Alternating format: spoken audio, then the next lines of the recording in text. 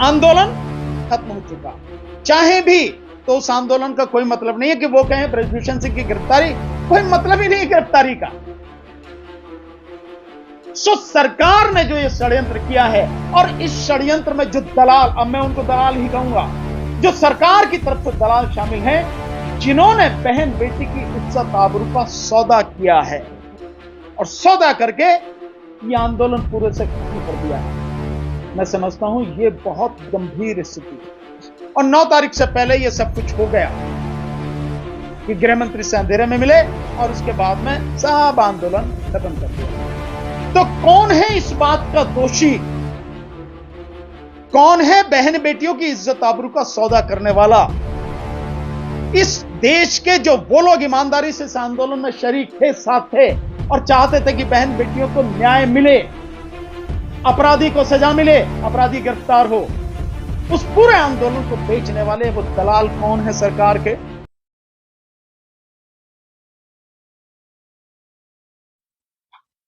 बहुत बहुत आभार आपका कि आप मेरे बुलावे पर इस प्रेस कॉन्फ्रेंस में आए हैं। ये जो आज की प्रेस वार्ता है, ये इसलिए बुलाई है मैंने कि पहलवानों का, महिला पहलवानों का जो आंदोलन चल रहा था, उस आंदोलन में बहुत बड़ा घात हुआ, बहुत बड़ा धोखा हुआ है। मुझे लगता है कि खिलाड़ियों के साथ धोखा हुआ है, और या यह भी हो सकता है कि देश के साथ इस धोखे में खिलाड़ी भी शामिल है, यह भी हो सकता है। यह जो इतना अच्छा आंदोलन चल रहा था, और उस आंदोलन में मुख्य रूप से 2-3 डिमांड थी। एक, ब्रजभूषण शरण सिंह की गिरफ्तारी, और दूसरे, भारतीय कुश्ती महासंघ से ब्रजभूषण का इस्तीफा। तो कुश्ती महासंघ की एग्जीक्यूटिव बॉडी को भंग कर दिया सरकार ने, तो इस्तीफे की बात खत्म हो गई। लेकिन यौन शोषण के जो गंभीर आरोप लगे, उसमें ब्रजभूषण सिंह की गिरफ्तारी तक जो आंदोलन चलने की बात, चलाने की बात खिलाड़ियों ने की थी, वो आंदोलन अचानक पूरी तरह से खत्म कर दिया गया। परसों गृह मंत्री के साथ में, अगर मैं डेट सही है तो शायद वो परसों ही है, परसों गृह मंत्री के साथ में साक्षी मलिक के पति और 1-2 कोच वगैरह, इन लोगों की रात को 11 बजे के बाद गृह मंत्री से मुलाकात, और जो भी बात हुई उसमें इनके अलावा कोई शामिल नहीं था। ना बजरंग पूनिया शामिल उसमें, और ना ही विनेश फोगाट शामिल उसमें। ऐसा क्यों? ये दोनों शामिल क्यों नहीं? और केवल यही नहीं, उसके बाद में जो बात हुई कि 6 घंटे खेल मंत्री अनुराग ठाकुर से मुलाकात हुई, उसमें भी विनेश फोगाट कहीं शामिल नहीं। क्यों शामिल नहीं? विनेश फोगाट ने ही तो जो एफआईआर है उसमें ये आरोप लगाए हैं कि देश के प्रधानमंत्री नरेंद्र मोदी को 17 अगस्त 2021 को ही मुलाकात के समय विनेश फोगाट ने ब्रजभूषण शरण सिंह द्वारा महिला पहलवानों, खिलाड़ियों का जो शारीरिक शोषण किया जा रहा है, यौन शोषण किया जा रहा है, उस तरह के आरोप जो लगाए, वो पहले ही 17 अगस्त 2021 को प्रधानमंत्री को बता दिए गए। अब प्रधानमंत्री तब से चुप, और अब अचानक जो बात हुई है, वो बात 4-5 शर्तें सामने रखी गई। जैसा खेल मंत्री के से बात करने के बाद अब जो निकल के आ रही हैं, एक कि ब्रजभूषण शरण सिंह के परिवार का या ब्रजभूषण शरण सिंह कोई भी कुश्ती संघ में शामिल नहीं होगा। नंबर 2, चुनाव स्वतंत्र होंगे। और नंबर 3, ये जो खिलाड़ी हैं ये उसमें ऑब्जर्व कर सकते हैं चुनाव वगैरह में। और दूसरी बात कि 15 जून तक, आज तारीख है 9 जून, और 15 जून तक चार्जशीट फाइल होगी इन दोनों ही एफआईआर के खिलाफ। जो दोनों एफआईआर हैं, इन दोनों एफआईआरों में इन्वेस्टिगेशन पूरी होने के बाद चार्जशीट फाइल होगी और तब तक आंदोलन स्थगित रहेगा, उसके बाद ही डिसाइड होगा। और सरकार ने साफ कर दिया है कि ब्रजभूषण सिंह की गिरफ्तारी नहीं होगी। इसको छोड़ के बाकी सारी चीजें सरकार मानने को तैयार है, उनकी सारी मांग है। अब इसमें टेक्निकल जो चीज है जिसको समझ नहीं पा रहे, या तो समझते हैं तो जान के अनजान बन रहे हैं, चाहे खिलाड़ी हो या कोई भी हो, उनको साथ देने वाले जितने भी खाप पंचायत के और जितने अपने चौधरी बने फिरे सारे, ये जो भी लोग इसमें सब शामिल, वो सारे या तो उन्हें मालूम नहीं या जान के अनजान बने कि 15 तारीख को चार्जशीट कोर्ट में फाइल होने के बाद सब कुछ कोर्ट के अधीन हो जाएगा। फिर पुलिस, शासन, प्रशासन, सरकार कुछ नहीं कर सकती, कुछ भी। उसके बाद अगर तुम चाहो भी, खिलाड़ी अगर उसके बाद चाहे भी, क्योंकि गिरफ्तारी नहीं होगी, यह मैंने पहले भी कहा, ब्रजभूषण सिंह की गिरफ्तारी नहीं होगी और बिना गिरफ्तारी के कोर्ट में चार्जशीट फाइल की जाएगी। यद्यपि सेक्शन 354 में 1 से लेकर 5 साल तक की सजा है, नॉन बेलेबल ऑफेंस है, बावजूद उसके उसकी गिरफ्तारी नहीं करेगी सरकार, पुलिस नहीं करेगी। अब बिना गिरफ्तारी की चार्जशीट फाइल होगी और जैसे ही कोर्ट में चार्जशीट फाइल हो गई, पुलिस बिल्कुल साफ अलग बच जाएगी, सरकार बिल्कुल अलग बच जाएगी, किसी के हाथ में कुछ नहीं रहेगा, सब कुछ कोर्ट के हाथ में चला जाएगा। तो उसके बाद आप आंदोलन भी करो, उसका कोई मतलब नहीं। जब तक के लिए स्थगित किया है वो तब तक के लिए स्थगित नहीं, उन्हें शायद इस बात की जानकारी नहीं है कि वो स्थगित नहीं है, आंदोलन अभी खत्म हो चुका पूरी तरह से, क्योंकि फिर कोर्ट करेगी। चार्जशीट कोर्ट में फाइल होने के बाद फिर कोर्ट ही समन भेजकर मुलजिम को बुलाएगी और जब मुलजिम जाएगा पहली डेट पर, तो पहली डेट पर सिंपल ये काम होना, बेल एप्लीकेशन लगनी है, कोर्ट बेल दे देगी, बेल बॉन्ड भर के मामला छुट्टी। और उसके बाद में ब्रजभूषण शरण सिंह को और एक जो और सेक्रेटरी वगैरह कोई है उनको, जो चार्जशीट है उसके कंप्लीट पेपर, जितने भी पेपर हैं उसमें, उनकी कॉपी मिल जाएगी as a matter of right.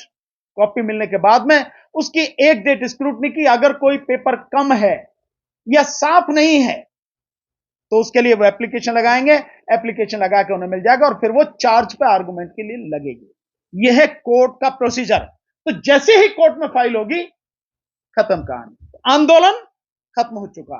चाहे भी तो उस आंदोलन का कोई मतलब नहीं है कि वो कहें ब्रजभूषण सिंह की गिरफ्तारी, कोई मतलब ही नहीं गिरफ्तारी का।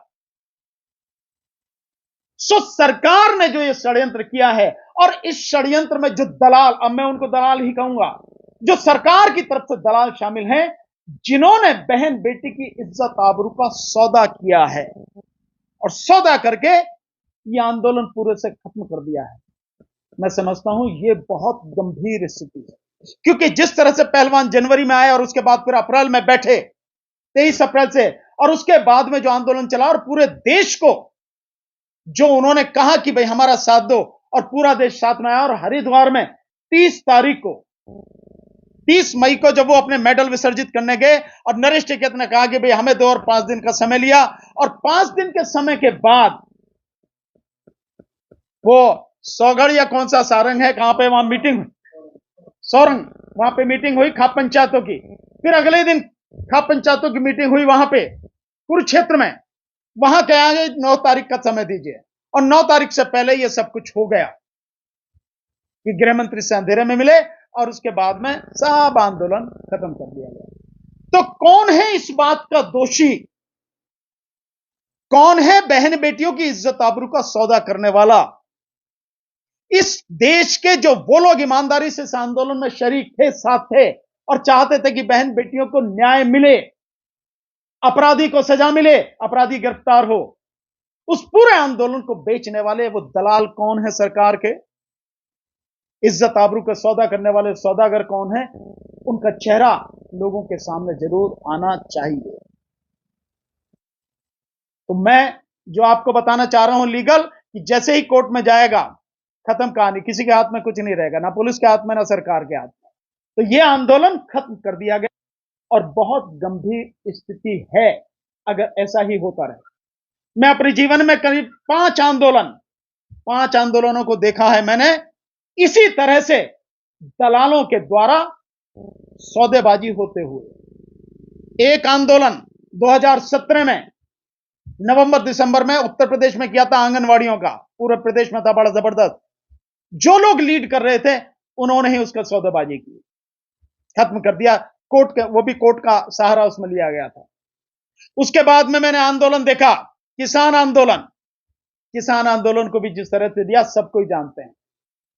एमएसपी की बात को मैंने उसी दिन कहा था कि ये एमएसपी अगर अब नहीं मिली तो कभी नहीं मिलेगी, और वही हुआ कि एमएसपी का मामला वहीं की वहीं छूट गया, जबकि एमएसपी मुख्य मांग थी। कृषि कानून के अलावा एमएसपी दूसरे नंबर पर मुख्य मांग थी, छूट गया। और उसी किसान आंदोलन में जिस तरह से गृह राज्य मंत्री टैनी के लड़के ने किसानों को कुचल दिया, वो सारी चीजें भी कैसे रफा दफा की गई हम सब जानते हैं। और उसके बाद में एक आंदोलन और, जो ओआरओपी का आंदोलन जो चला, उसी आंदोलन को करने वाले लोगों में से कुछ लोगों ने आंदोलन को बेच दिया, और आज भी शायद 2500 से ज्यादा दिन हो गए लगातार वो लोग जंतर मंतर पर धरना दे रहे हैं। 2 बजे जाइए तो आपको मिल जाएंगे। और अब ये आंदोलन देख रहा हूं, और ये आंदोलन मेरी नजर में इसलिए ज्यादा गंभीर है कि ये बहन बेटियों की इज्जत आबरू से जुड़ा है। लेकिन जो अपने आप को चौधरी बनने, चाहे वो खाप के चौधरी हो, चाहे कोई भी मुखिया हो, उनमें से जो भी इस सौदेबाजी में शामिल है, इससे ज्यादा गंभीर स्थिति नहीं होगी कि अपनी ही बहन बेटियों की इज्जत आबरू के सौदागर हो आप। उनका सौदा कर लिया, आंदोलन को खत्म कर दिया। इसलिए आप लोगों को बुलाया। अब आप जितने भी साथी चाहें सवाल पूछ सकते हैं। इसलिए हमने कहा है कि हम इन आंदोलनों में लगातार पूरी ईमानदारी से साथ में रहे हैं, तो देश के लोगों को यह बात पता लगनी चाहिए कि इस आंदोलन का भी सौदा हुआ है। सौदागर कौन है उनका पता लगना चाहिए, सभी को प्रयास करना चाहिए। पूछिए आप।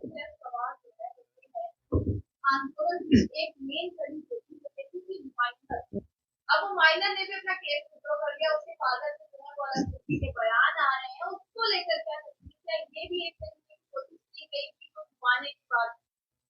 देखिए, इसमें अगर आप देखें, मैंने अजीत अंजुम जी को देखा है, उन्होंने बाकायदा जो बातें कही हैं वो उन्होंने बताया है कि इस बयान को वापस लेने के बाद उस माइनर लड़की के पिता ने, जिन्होंने एफआईआर कराई थी, उनका जो बयान है वो कह रहे हैं कि मैं बिका नहीं हूं, मुझे लालच नहीं है, पर मुझे डर है, मैं लड़ नहीं सकता हूं, डर है मुझे, मेरा परिवार है। तो डर कौन डरा रहा है? या तो वो लोग डरा रहे हैं जो अपराधी हैं स्वयं, या वो डरा रहे हैं जो सरकार है जो अपराधियों को बचा रही है, और या वो लोग उनके माध्यम से सरकार डरा रही है जो दलाल हैं इस पूरे आंदोलन का, बहन बेटियों की इज्जत आबरू का सौदा करने वाले सौदागर हैं। कोई ना कोई तो है जो डरा रहा है। अगर उसके पिता के बयान को करें, हालांकि मैं ये नहीं समझ पा रहा हूं, ऐसा पहली बार मैं सुन रहा हूं कि दूसरी बार मजिस्ट्रेट के सामने बयान हुआ। मजिस्ट्रेट के सामने दूसरी बार बयान नहीं होता, वो बहुत बिल्कुल अलग परिस्थिति होती है। यहां ऐसी परिस्थिति नहीं है। बयान एक बार हो गया, 164 का सेक्शन 164 का बयान हो गया। तो जो बयान है लड़की ने जो दिया है, अब कोर्ट में जब जाएगा, कोर्ट के सामने मजिस्ट्रेट की भी गवाही होगी, लड़की की भी गवाही होगी, जो फैसला होगा कोर्ट करेगी।